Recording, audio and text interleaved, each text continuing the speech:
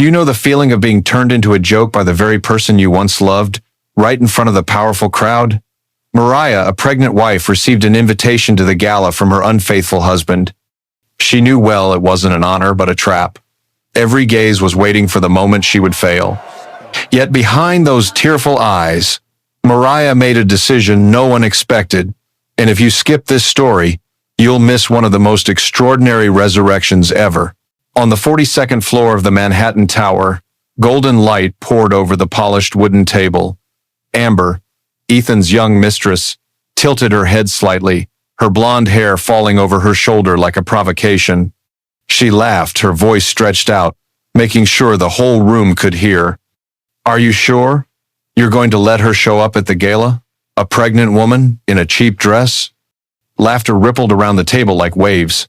Wealthy associates in crisp suits sipped whiskey and chimed in as if they were discussing cheap entertainment. They spoke of Mariah as though she were a shadow, a name existing only on a marriage certificate. "She's not classy enough to sit with us," one murmured loud enough to spark more laughter. Ethan didn't say a word. He only nodded, like a man pulling strings in a game he didn't need to narrate.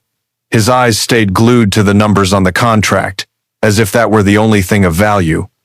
No one realized that in that single nod, he had planted the seed of a social earthquake, a gala invitation that would turn into a stage for humiliation.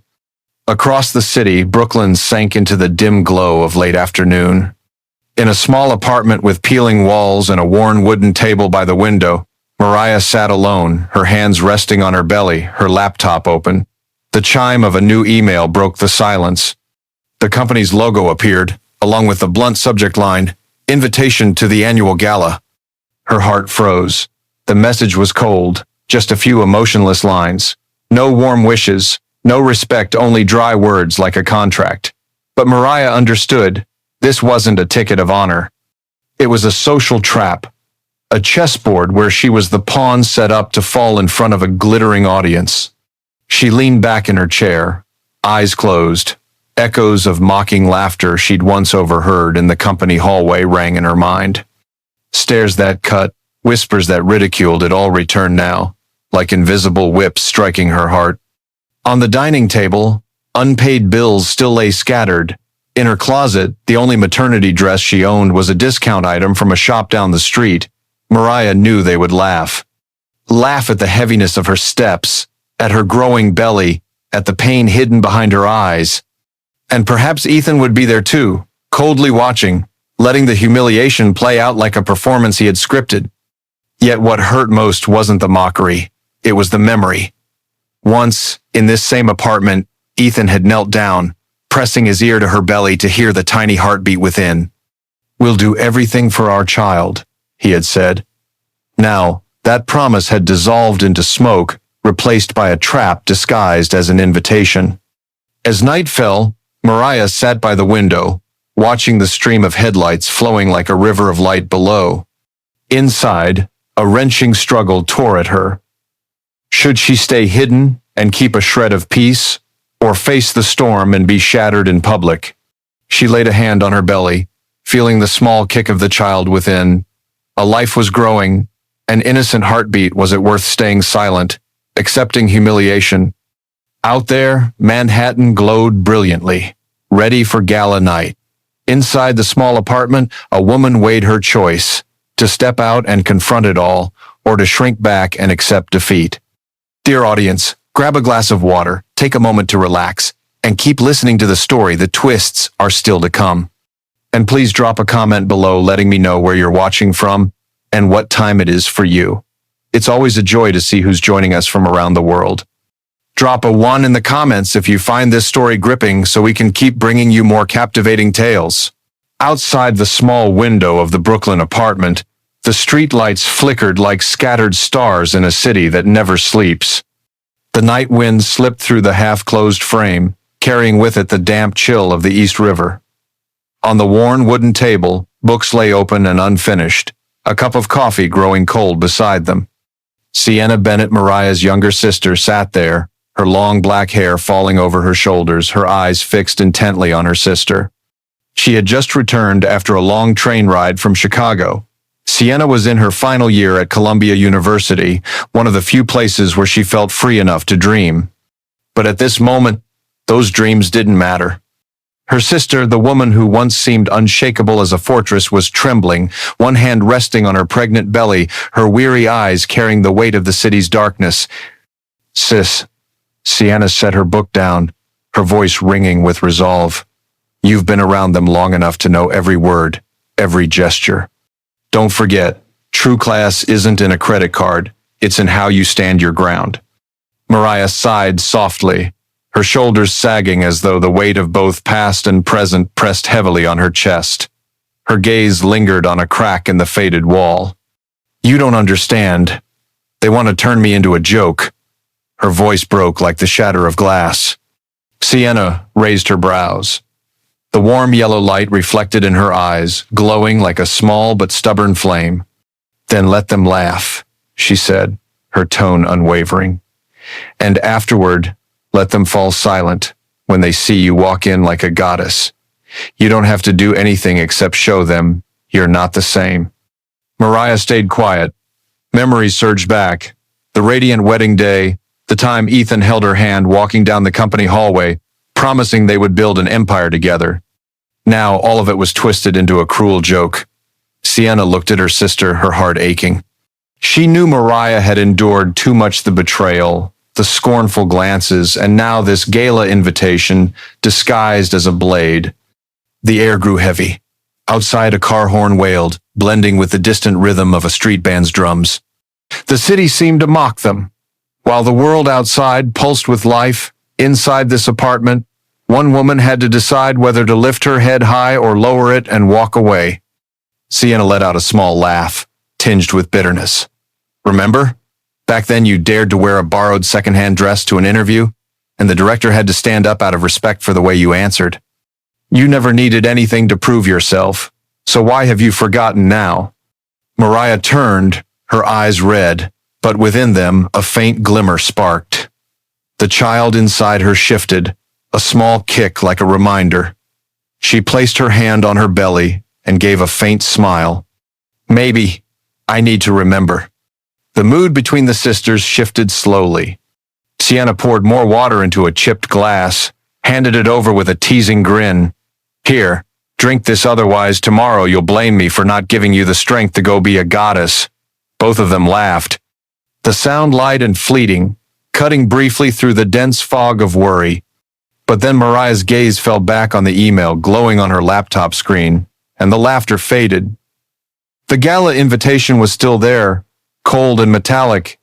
It was no longer just an impersonal electronic note. It was a challenge, a message demanding she choose, to become their joke or to turn the joke into a reversal. Mariah drew in a deep breath. Sienna saw it, the fatigue still lingered on her sister's face, but now it was laced with a quiet determination. A resolve that needed no flourish, just enough to make those who once mocked her fall silent. The limousines lined up one after another in front of the Waldorf Astoria, camera flashes firing endlessly like a stream of fireworks. The grand doors swung open and shut as powerful figures stepped onto the red carpet, gowns brushing lightly across the polished marble floor. Cameras panned quickly, names were called out in excitement. CEOs, investors, A-list actors, all gathered, turning the gala into a showcase of Los Angeles high society. At the center of the glittering scene, Ethan stood beside Amber. His tailored black tuxedo exuded cold confidence, while Amber dazzled in her silver sparkling gown, each step flaunting to the world that she was the new mistress of the spotlight. They laughed, raised their champagne glasses, and spoke with investors as though victory was already secured. Amber leaned close, lips at Ethan's ear. "She won't come." Her voice was low but firm, her hand tightening around his arm like a seal of certainty. Ethan gave a slight nod, the corner of his mouth curling into a smug half-smile. But that moment didn't last. The music dropped. Footsteps echoed from the main entrance. The entire ballroom turned. The doors opened wide. Mariah walked in. The chandelier light cascaded down, illuminating her emerald green gown, expertly tailored to embrace the form of a pregnant woman. Her long dark hair flowed in soft waves like a waterfall. Her eyes gleamed, proud, daring every gaze to meet hers. No pearls, no diamonds, no sign of ostentation, only serenity and a radiant presence. The woman everyone expected to arrive in a shabby dress, head bowed in shame, instead appeared like a goddess stepping out of a painting. The ballroom froze. For a few seconds, the only sound was the rhythm of her heels against the stone floor. A few hushed gasps escaped the crowd. She looks like a goddess. Camera flashes erupted, no longer aimed at Amber or Ethan, but drawn entirely to Mariah. Amber's face drained of color. Her fingers, still clinging to Ethan's arm, clenched so tightly they left marks on his sleeve. Her proud smile cracked like a broken mask. Ethan stood stiff, paralyzed. He had believed tonight's spectacle would break Mariah, but now he was the one who didn't know where to place his hands or eyes. Mariah did not rush. She moved calmly into the center of the room, each step pulling the crowd's gaze as though by gravity. A waiter bowed and offered her a glass of water. She nodded in thanks, a faint smile curving her lips, a small detail, but enough to show she was perfectly at ease. On stage, the gala's host faltered for a beat. Adjusting the microphone, he found himself smiling, as though he too was caught off guard by the moment. Mariah's entrance had, without intention, become the highlight of the night. Amber struggled to compose herself, but the atmosphere had shifted. The greetings, the nods, the respectful glances, all of it flowed toward Mariah. People whispered about her poise, her refined taste, the way she appeared without leaning on anyone's power. Ethan felt the change acutely. He remembered the morning he signed the gala invitation for Mariah, thinking it was nothing more than a cruel joke. But now, watching the room's admiration for her, he realized he had unwittingly built the very stage on which Mariah shone. Outside the hotel, the first photos hit Twitter and Instagram. The hashtag #GreenGoddess began trending. People compared Mariah to Golden Age movie stars, elegant, timeless, untouchable. In seconds, the balance of power flipped completely. Amber, so certain she would be the brightest star of the evening, was eclipsed. Ethan, expecting to watch his wife crumble, now found himself standing in the shadows, forced to watch her rise. Mariah didn't need to speak a word. Her silence was the strongest declaration. And as she lifted her head, eyes sweeping across the ballroom, everyone understood. From this moment on, the gala was no longer a place of humiliation. It was her stage to seize power. The gala atmosphere was still taut as a wire after Mariah's entrance. Then suddenly, the side door opened. Charles Whitman, a veteran investor from Boston, stepped in. His frame was solid, his gaze sharp, and he walked straight toward Mariah, ignoring the curious stares around him. He embraced her, his warm voice carrying across the ballroom. "Mariah, what a surprise to see you again. Your community education project in Chicago has changed thousands of families. I always speak of you as a model of leadership." The entire ballroom fell silent. Whispers began to spread, but this time not mocking, discussing her with awe. The woman who had just been dismissed as not classy enough had in fact coordinated major social programs and been recognized by UNESCO. Every gaze shifted, from disdain to respect. Amber tried to hold her smile, but her face betrayed the strain. She pressed her lips together, her voice low but bitter. "It must just be a coincidence." Mariah didn't lash back. She simply smiled, her voice soft as a breeze but sharp as steel. "Sometimes the simplest thing is the most elegant, and true elegance cannot be bought with money." The words rang out, freezing the room. People looked at one another, then back at Mariah with a newfound regard. Reporters instantly swung their cameras toward her, capturing every moment. Social media exploded, images of Mariah and Charles's praise spreading at lightning speed. Meanwhile, Amber's hand shook as she gripped her champagne glass. Ethan stood stunned, memories of how he had once belittled his ex-wife flooding back, leaving behind a slow, burning cut inside him. Mariah didn't need to argue, nor to prove herself. The truth revealed itself, and it was more powerful than any defense. A week after the gala, Los Angeles and New York seemed to speak of only one name, Mariah Bennett. The video capturing the moment she entered the Waldorf Astoria in that emerald gown spread like wildfire. On TikTok, a soundtrack remix from the sound of her heels on marble became the latest trend. On YouTube, millions of views and comments appeared under the hashtags number True Class, number Mariah moment. Amber, on the other hand, plummeted from the heights straight into the abyss. Tabloids that once glorified her now ran mocking images, the spoiled princess of Manhattan. On Instagram, the meme Amber reaction, her pale face the instant Mariah walked in, became a new symbol of ridicule. The laughter Amber once savored now turned back on her, 100 times more cruel. San Francisco, a high-end Japanese restaurant where Sterling Incorporated was about to sign a multi-million-dollar deal. The atmosphere at first was friendly.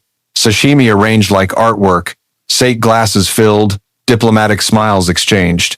Ethan sat beside Amber, trying to maintain composure. This was their chance to recover after the stormy gala.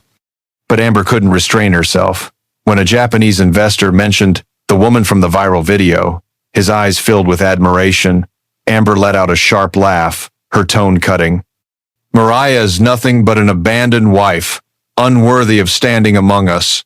Don't be fooled by a video clip. The mood collapsed instantly. Diplomatic smiles vanished. One of the investors set down his glass, his expression stern. He spoke slowly, each word deliberate. We do not work with a company that disrespects talent. I'm sorry this meeting ends here. Chairs scraped back, the wooden sound echoing like a death knell. The investors walked out, leaving Ethan and Amber in heavy silence. Ethan sat motionless, cold sweat pooling in his palms. He understood. In mere minutes, a multi-million-dollar contract had evaporated. The company's image was shaken. The stock market would respond mercilessly. But the worst wasn't the numbers, it was the cause. Amber, the woman he once trusted, had turned their last chance into ashes. Amber still tried to mask it, her eyes flashing with defiance. But deep inside, she knew she had pushed the company off a cliff.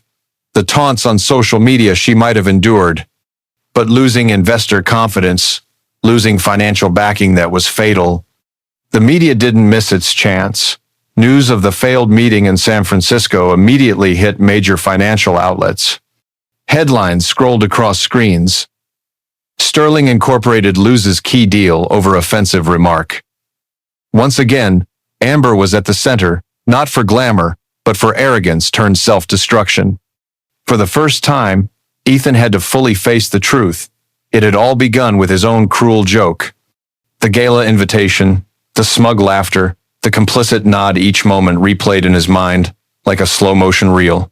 And now, he was sitting in the ruins he had created. Amber's luxury apartment, the lavish parties, the sparkling champagne glasses, all suddenly revealed themselves as nothing but backdrops of illusion. When the lights went out, all that remained was emptiness. In New York, Mariah wasn't seeking victory. She was busy with emails from social organizations, invitations to collaborate from educational foundations. While Amber struggled in a storm of ridicule, Mariah quietly received opportunities to build something far greater. The contrast was stark.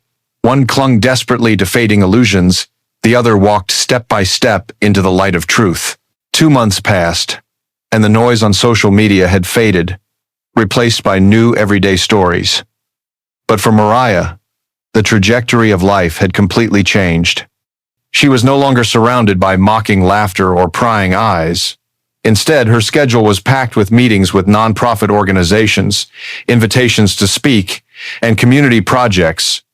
On an autumn morning in Chicago, she walked into an old building, newly renovated into a support center for single pregnant women. The once gray walls were now painted a warm yellow. The main hall was filled with the laughter of young women attending vocational classes. Some learned sewing, some learned cooking, others typed away to build office skills. When Mariah appeared, they stopped, clapped, their eyes filled with admiration and gratitude. The press called her the woman who turned pain into legacy, and today, she proved it was more than a slogan. At the same time, in New York, another event shook public opinion. Ethan Crawford, the man who once held an entire empire in his hands, suddenly published a long op-ed in the New York Times. In it, he openly admitted his mistakes, praised Mariah as a model of courage, and announced his resignation as CEO to re-examine the values of life. The article spread everywhere, becoming the talk of the financial and media world. But for Mariah, it was all too late. Ethan's words might shock shareholders, might stir the press, but they could not heal the scars etched into her heart. She was not angry, nor was she triumphant. She simply moved forward toward the future she had chosen. On the opening day of the community center in Brooklyn, the air was crisp. Outside, dozens of reporters jostled to film. Inside, the hall was packed. Single mothers, children chattering, young volunteers brimming with energy. On stage, Mariah appeared in a simple white dress, her round belly showing. Her face glowed. Her eyes shone bright. She stood before the microphone, looking at the audience. Her voice rang out not loud, but steady enough to command silence. We don't have to be perfect to deserve respect. We only need the courage to stand firm in our truth. Applause erupted. Some wiped tears, others leapt to their feet cheering. In that moment, Mariah was no longer the betrayed wife, no longer the victim of a cruel joke. She was a symbol, a woman who turned pain into strength, who transformed contempt into fuel to stand taller than ever. Ethan stood at the back of the hall. He watched quietly, his eyes a mix of regret and admiration. Amber had vanished from the spotlight, while he was left learning how to live like an ordinary man. Seeing Mariah on stage, he knew she was beyond his reach now. A belated apology no longer mattered. The lingering question hung in his mind and in the hearts of the audience. Would Amber's downfall and Ethan's late awakening open a path for reconciliation? Or would Mariah choose the road of complete freedom, bound to no one but herself and the child soon to be born?